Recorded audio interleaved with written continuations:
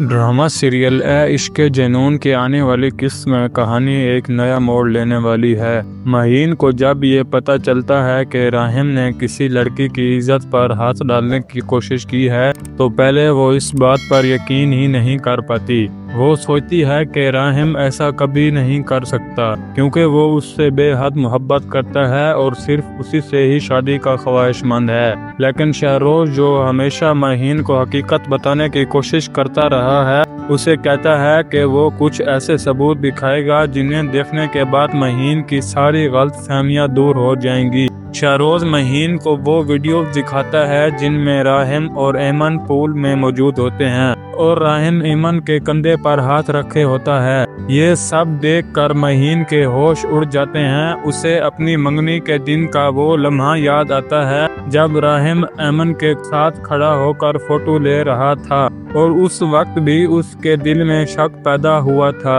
لیکن اس نے راحم کی محبت پر یقین کر لیا تھا۔ مہین اپنے گھر واپس آ کر شدت غم سے رونے لگتی ہے۔ اس کا باپ جو ہمیشہ اپنی بیٹی کے حق میں کھڑا رہا ہے یہ دیکھ کر سخت غصے میں آ جاتا ہے۔ جب مہین اسے پوری کہانی بتاتی ہے تو وہ کہتا ہے کہ وہ اس لڑکے کو کسی صورت معاف نہیں کرے گا جس نے اس کی بیٹی کے جذبات سے کھیلنے کی کوشش کی۔ وہ راحم کو سبق سکھانے کی ٹھان لیتا ہے اور ممکنہ طور پر پولیس کو بھی بلوا لیتا ہے۔ دوسری طرف راحم اپنی بے گناہی ثابت کے لیے ایمن کے گھر کے کئی چکر لگاتا ہے لیکن ایمن کا باپ جمال اسے وہاں سے دھمکا رہتا ہے اور ان دونوں کے درمیان جھگڑا بھی ہوتا ہے جس میں راحم کو چوٹیں آتی ہیں لیکن راحم اپنی بات پر قائم رہتا ہے کہ وہ بے قصور ہے۔ وہ نہ تو اپنی غلطی قبول کرتا ہے اور نہ ہی شہروز کا نام لیتا ہے کیونکہ اس کی سوتیلی ماں نے اسے شہروز کو بچانے کے لیے خاموش رہنے کا واسطہ دیا ہے۔ اسی دوران علی نواز جو راحم کے والدین ہیں اس پورے معاملے سے پریشان ہو جاتے ہیں۔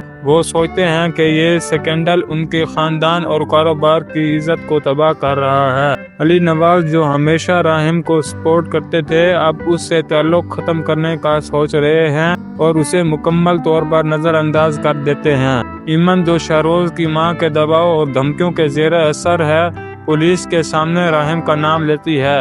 شہروز کی ماں نے ایمن کو لالچ اور دھمکیاں دے کر مجبور کیا کہ وہ جھوٹ بولے اور راحم کو قصوروار ٹھہرائے۔ ایمن حالات کے ہاتھوں مجبور ہو کر سچائی کو چھپا لیتی ہے اور جھوٹ بول دیتی ہے کہ راحم ہی اس واقعے کا ذمہ دار ہے۔ اب سوال یہ پیدا ہوتا ہے کہ کیا مہین راحم کی بے گناہی پر یقین کرے گی؟ کیا راحم اپنی سچائی کو ثابت کرنے میں کامیاب ہو پائے گا یا پھر یہ جھوٹ ہمیشہ کے لیے راحم کی زندگی کو بدل کر رکھ دے گا؟ آپ کی کیا رائے ہے؟ کمنٹ میں ضرور بتائیں اور مزید اپڈیٹس کے لیے ہمارا چینل کو سبسکرائب کرنا نہ بھولیں۔ شکریہ۔